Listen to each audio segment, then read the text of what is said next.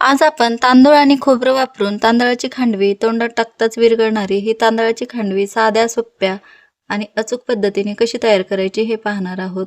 नागपंचमी किंवा गौरी गणपतीला तसेच मंगळागौरीला तयार केला जाणारा हा विस्मरणात चाललेला पारंपरिक पदार्थ म्हणजे खांडवी. तांदळाची ही खांडवी कशी तयार करायची ते आज आपण पाहणार आहोत. चला तर मग रेसिपीला सुरुवात करूया. नमस्कार, सविताच किचनमध्ये सर्वांचे खूप खूप मनापासून स्वागत. आपल्याला एखाद्या वाटीने तांदूळ स्वच्छ असे धुवून नितळून वाळवून घ्यायचे आहे. कुठलेही सुवासिक तांदूळ तुम्ही घेऊ शकता. फक्त ज्या तांदळाचा भात मोकळा सळसळीत होतो असे जुने तांदूळ घेतले तरीही चालेल. घरातल्या कपाने किंवा वाटीने इथं मी बासमती तांदूळ 1 वाटी असं घेतलं आहे, कारण बासमती तांदळाला छान सुवास असतो.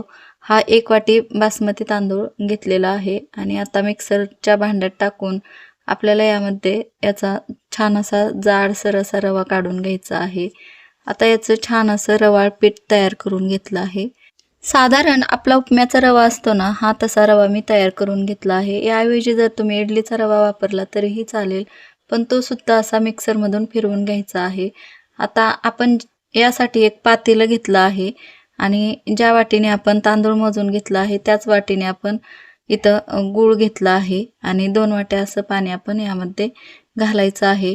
म्हणजेच तांदळाच्या दुप्पट आणि जेवढे तांदूळ होते तेवढे साधारणपणे आपल्याला गूळ घ्यायचा आहे.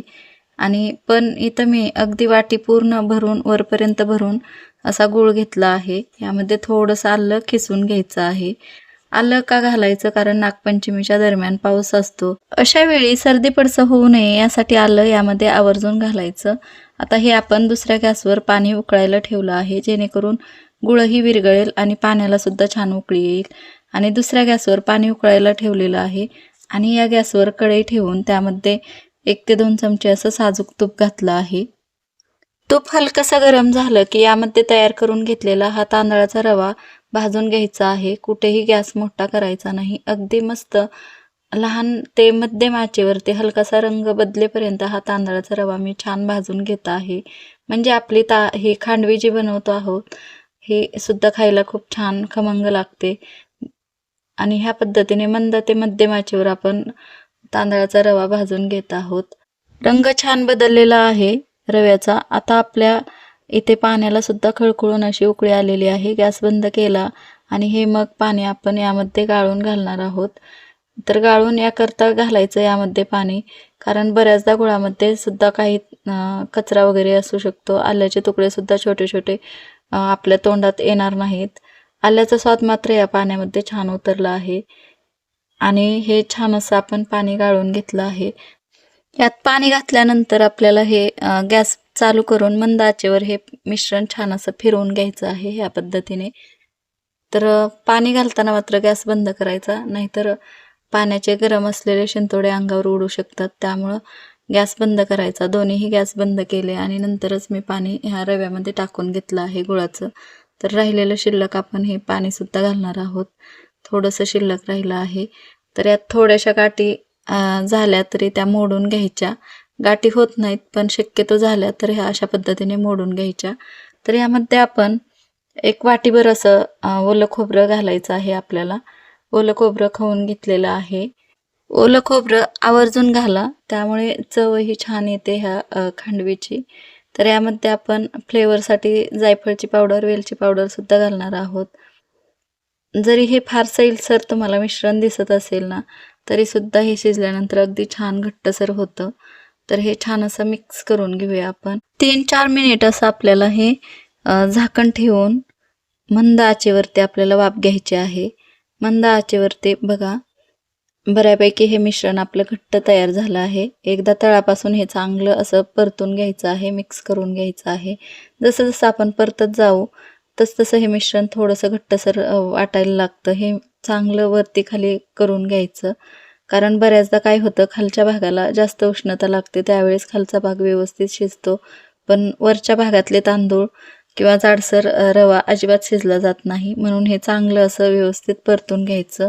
हे सगळं एकजीव करून घ्यायचं आणि मग पुन्हा आपल्याला मंद 1 मिनिटाची अशी वाफ काढून घ्यायची आहे. बघा, आधीपेक्षा बऱ्यापैकी घट्टसर असं आपलं हे मिश्रण तयार झालं आहे.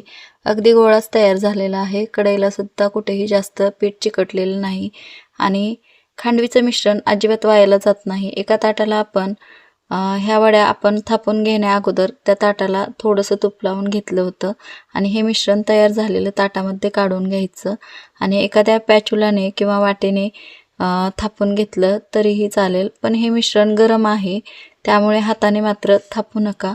एकदा हे मिश्रण चांगलं मस्त असं थापून घेतलं की मग यावरती सुकं खोबरं किंवा ओलं खोबरं घातलं तरीही चालेल. इथं छान दिसावं म्हणून मी काजूचे तुकडे घातले आहेत. तर खोबरंसुद्धा सुकं घातलं आहे आणि गरम असतानाच आपल्याला याचे काप तयार करून घ्यायचे आहेत. बघू शकता ह्या पद्धतीने. बघा सगळेच हे काप गरम असतानाच तयार करून घेतले आहेत मी. यावर काजूसुद्धा लावले आहेत. आता आपल्याला हे खांडवी ना थोड्या वेळ अशीच थंड होऊन द्यायची आहे, वाट पाहायची आहे. गरम गरम असतानाच वड्या काढायच्या नाहीत, नाहीतर त्या तुटण्याची शक्यता असते. एकदम व्यवस्थित थंड व्हायला साधारण अर्धा ते पाऊण तास लागतो.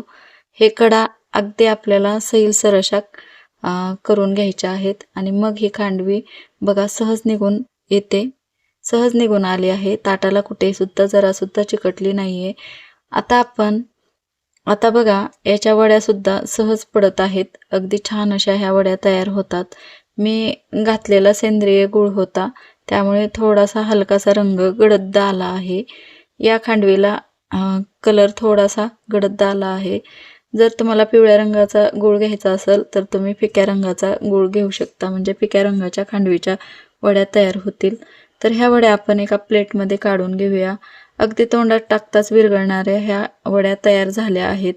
तरीसुद्धा नागपंचमीला तुम्ही ही अशी पद्धत वापरून तोंडात टाकताच विरघळणारी तांदळाची खांडवी एकदा तरी नक्की बनवून पहा.